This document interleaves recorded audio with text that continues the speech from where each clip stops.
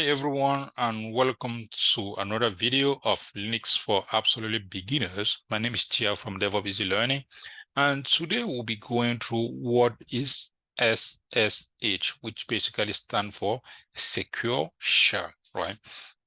Let's say you kind of want to connect to a Linux server.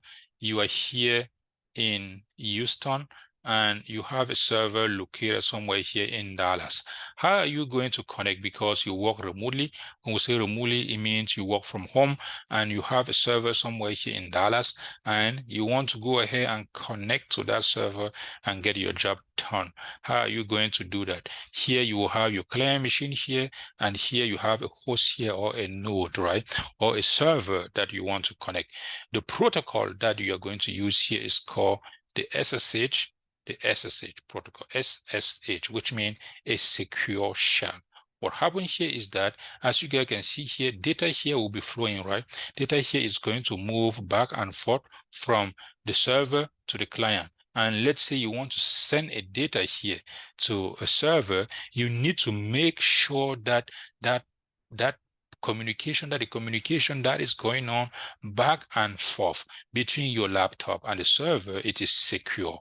And how are we going to secure that? We are going to use this SSH protocol, which means it is going to take a data that is moving from your laptop and is going to encrypt it. It basically encrypted. What does that mean? That means if the hacker is here, right, a hacker will not be able to decrypt and see the information. Let's say I tab your social security here, and I'm trying to send your social security over to the server, right? What happened is that if this is going on in plain text, what happened here, if we have a hacker sitting here and trying to look, he will go ahead and kind of grab your social security before he hit the server, which is not good. And that is what hackers are doing. Now, if you have a protocol that would take that social security and is going to encrypt it so that this hacker cannot decrypt it on the way, right? That would be great. And that is what it's doing. It will take the information, encrypt it before it basically send it into the server, right? And when it get here, that's it. That means the communication that is going on back and forth between the server and the client, it is secure. It is secure. Now, what are some SSH tools that we can use out there? What are some tools, that we can use to connect to a server, using that SSH protocol? In Windows, we have a couple of those. Windows basically have something called have two built-in command line tool, right? First is called the CMD command. When we say the CMD command, it is called just the command prompt. The CMD, it is a command prompt. And also another one is called the PowerShell. A PowerShell is just an advanced version of the CMD. And if you go to your search bar and you just type CMD, you will be able to see the command prompt, and that is how the command prompt look like. And this is just a black screen, right?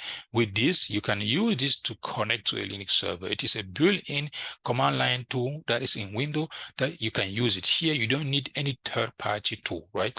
You open this, and if you have the server URL or if you have the server DNS or the IP address, and they also give you the information to connect, such as the username and the password, you can open this command prompt and use that to connect without any third-party tool here. And another one is called PowerShell. On your search, if you open your search bar and you tap PowerShell, this is how PowerShell look like. And this PowerShell is just advanced version of the command prompt, right? And you can use this basically to connect to a Linux server without any issue. And this is a built-in command line tool if you are on Windows. Let's say you don't want to use any of this. What can you do? You can go ahead now and this was a command line. You can go ahead, that's PowerShell that we talk about. You can go ahead and use the third-party tool that is called a Gig Bash. A Gig Bash is just a third-party tool that you can download, and also PuTTY. PuTTY also is a third-party tool that you can download and you can install on Windows machine and basically use that to connect to a Linux server. And how can you install that? You just go to your browser here. If you say download Gig Bash when you are already on Windows. This will not apply for Mac OS, right? This is only for Windows user. If you click here, download Gig Bash. Let me see here. I just type download, and I want to type Gig. Just type Gig, and the first link, Gig for Windows. And if you can just click on this link, as you guys can see here, you can download, you can pick the first link, which is 32-bit, the 32-bit, I mean, it is going to download something called the MSI package and store it in your download folder. And you can just go to your download folder here. And once you're in your download folder, if you like here, you can just call your 2-year daughter and ask your 2-year daughter to go ahead and install this. What is your 2-year daughter is going to do is just to double click and cover. You just cover your eyes here and just go ahead and hit next. This is not going to work because my computer here require a 64-bit. And if you have this issue, you can go back and make sure that you download the 64-bit. I have it already installed and I'm not going to install that no more. And this is the 64-bit. You can download this one if you know how to check if your operating system is 32-bit operating system or a 64-bit operating system, right? That is really simple in Windows. If you click here and you just go to, let me go to my PC here. When I'm here, if you right click and click on properties here, it's going to give me, it's going to show me here, as you guys can see, my operating system here. It is 64-bit operating system with 64 gig of RAM, right? And it is like Core i9 and 12th generation here with 3.2 gigahertz, right, of CPU here. So you can see here 64, and right now I'm not even using anything here. Like I have like 64 gig of RAM here and almost 2 terabyte of hard disk drive on this PC here, right? As you guys can see here with the product key, and that's why when you use Microsoft product, you need to pay for that to use that, and that is why we always say that Microsoft product are not free. It is licensed because you need a license. And when you have a 64-bit operating system, what can you do? You can go here when you want to download Gig Bash, you download the 64-bit instead of the 32. There's a slight difference, right, between the 32 and the 64. Because if your computer it is 32-bit, you will not be able to install a 64-bit operating 64-bit program. Mine just give me that I have an error just because Windows want to ask me if I want to downgrade from 64 to 32, yes or no, and that's why it prompted me, but I did not install. And the second one, which is also a third-party tool, it is called PuTTY. If you just click here and say download, and you say download, go ahead here and say PuTTY. It's going to open that. You say PuTTY for Windows, and you can go ahead here and just download. Click on that, the first link. You can download that and you can install. And guys, it is not mandatory to have all this, right?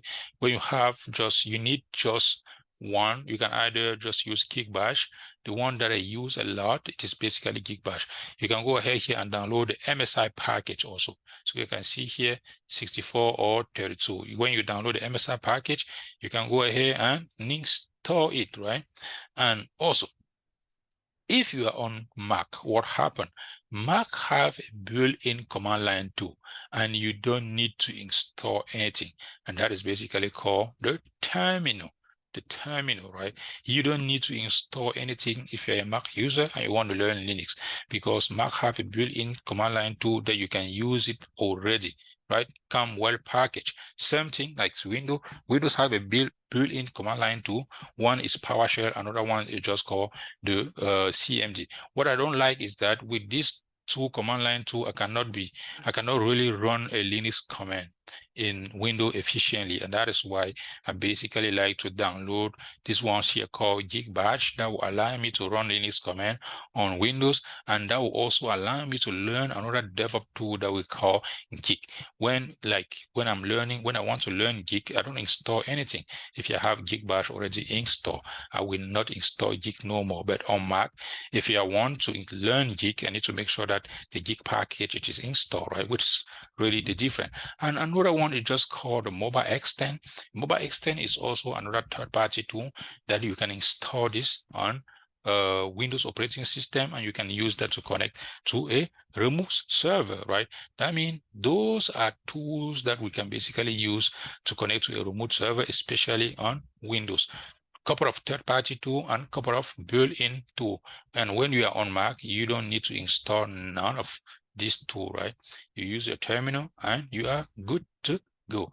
And that's it for this video, guys. If you like this video, please let me know in the comment below. And also, if you have not yet subscribed to our YouTube channel, please go ahead and do so that you will be notified when we publish a new video. And also, please don't forget to follow us on social media such as Facebook, Instagram, TikTok, Twitter, and so on. Thank you. Bye-bye.